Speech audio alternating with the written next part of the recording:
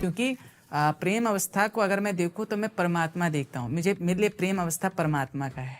मैं प्रेम को परमात्मा के स्वरूप में देखूंगा। ये प्रेम को क्या कहते हैं, आज की डेट में बहुत अलग अवस्था में देखा जाता है, जहाँ जिद है कि नहीं, अट्रैक्शन है हाँ, लोगों को। शत्रु मारण के लिए देखा जाए तो शत्रु मारण के लिए मैंने देखा है लोग बड़े उत्तेजित रहते हैं कि अरे इसने मेरा हानि कर दिया, भगवान इसको जिंदा मत रखना। हाँ, ये बहुत तूने मेरा नुकसान किया है, अब इस देवी का सहारा लेकर मैं इसको ऊपर तंत्र कर देता हूँ। इस बाबा के पास जाकर, इस अघोरी के बाबा के पास जाकर, या फिर किसी अन्य बाबाओं के पास जाकर, दरबार में जाकर इसका नुकसान करता हूँ। तो भगवान तो कभी किसी का नुकसान नहीं करता। मैंने तो कभी नहीं देखा कि परमात्मा किसी का हित करता है। दंड देता है, दंड देता है और वो देगा। अगर उसको क्या है, इंसान को लग रहा है कि इसने मेरे साथ गलत किया है, बिल्कुल, भगवान को लगेगा तो उसको उसका दंड मिलेगा ही मिलेगा। मैं दशानन रावण ने जब राम से युद्ध किया तो राम से ना जीते हुए उसने माँ तारा को जबरदस्ती सिद्ध किया तंत्र से। तंत्र का सम्राट है तो दशानन रावण है जिसके 10 शीश हैं, लेकिन 10 शीश का मतलब ये नहीं कि उसके 10 मुंह थे।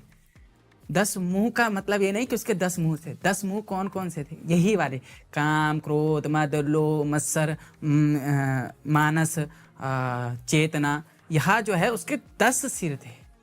वहाँ एक मतलब सोचने का जो विषय था उसका एक सर था। उसके काम की जो उसकी प्रवृत्ति थी वहाँ जो है उसकी एक सर था। तो ऐसे उसके 10 सिर हुए हैं कि उन भगवान ने दशानन रावण को नहीं मारा, भगवान ने उस 10 शीशों का वध किया है, जिस 10 शीशों में काम, क्रोध, मद, लोभ, मत्सर ये सारी चीजें आ गई हैं, जिसपे चेतना की जगह जो है दुर्बुद्धि आ गई है।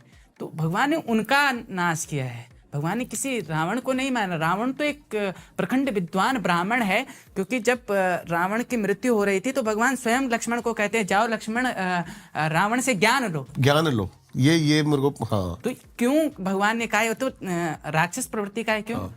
इसलिए नहीं, वहाँ सब भगवान ने सब यहाँ ब्रह्मांड में जो दिया है वह सब संरचना करके दिया हुआ है। ये व्यक्ति आपको मिलेगा तो ये परमात्मा ने आपको पहले से सुनिश्चित कर दिया है। अब उसके उपरांत जो है शत्रु मारण के लिए लोग बहुत मारण का प्रयोग करते हैं, तंत्र का प्रयोग करते हैं। जैसे वैसे हो सकता है पॉसिबल ये तंत्र से? बिल्कुल हो सकता है। ऐसा नहीं, हमारे यहाँ संकल्प किया जाता है। माँ बगलामुखी एक अधिष्ठात्री देवी है तंत्र की, तो उसके एक मंत्र ओम ह्रीम बगलामुखी सर्वदुष्टानां वाचम मुखम पदम स्तंभे जिह्वाम कीलय बुद्धि नाशय ह्रीम ओम।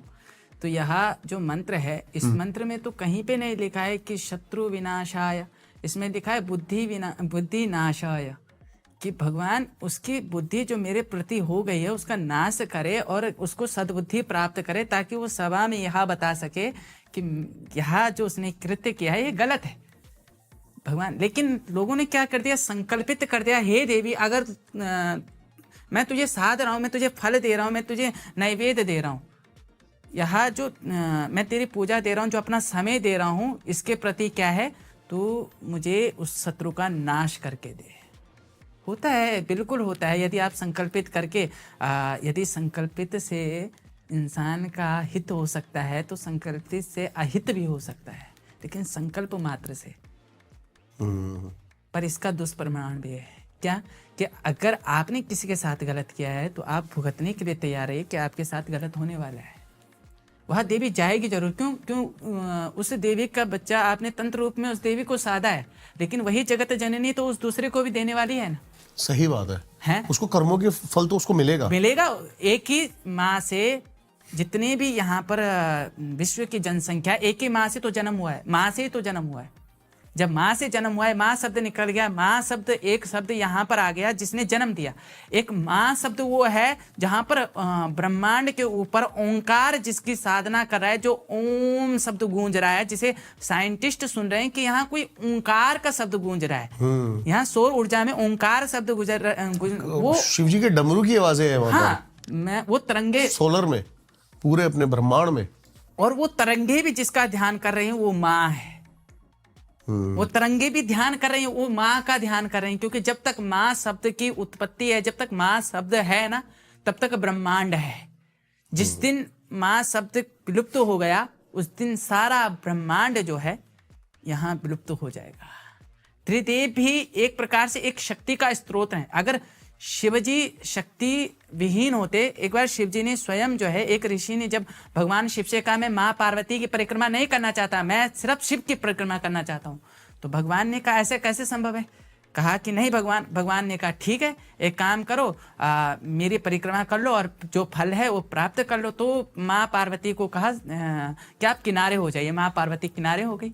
तदुपरांत जो है शिव जी की परिक्रमा करके वो व्यक्ति वहीं पर जो है पैरालाइज अटैक पड़ गया, मतलब उसका शरीर बिल्कुल ऐसा खत्म हो गया। उसने कहा परमात्मा, वो बोल ही नहीं सका, परमात्मा क्या करूं परमात्मा। तो परमात्मा, उसका मन पड़ रहा था, तो परमात्मा ने कहा कि क्या हुआ? तो उसका मन भी काम नहीं कर रहा था। तो परमात्मा उसे देवी को कहते हैं कि इस पे जरा प्रकाश डालिए। तो देवी अपना प्रकाश डालते हैं। तो भगवान कहते हैं क्या हुआ? कहा कि मैंने आपकी परिक्रमा करी और आपने मुझे ये फल दिया। भगवान ने कहा मेरा फल नहीं है, मेरे पास जब शक्ति है, जब ये जगदम्बा है, तभी तो तेरा शरीर जो है काम कर रहा है। यदि शरीर शक्ति ना हो, शक्ति विहीन हो जाए, तो उसके बाद शरीर में बचा ही क्या? मांस, हड्डी, ये चमड़ी। शिव भी शक्ति के बिना शव है। शव है। इकार जो है, इकार शब्द जो है वह मां शब्द की उत्पत्ति से है। तो इकार जो है वह इकार शिव है।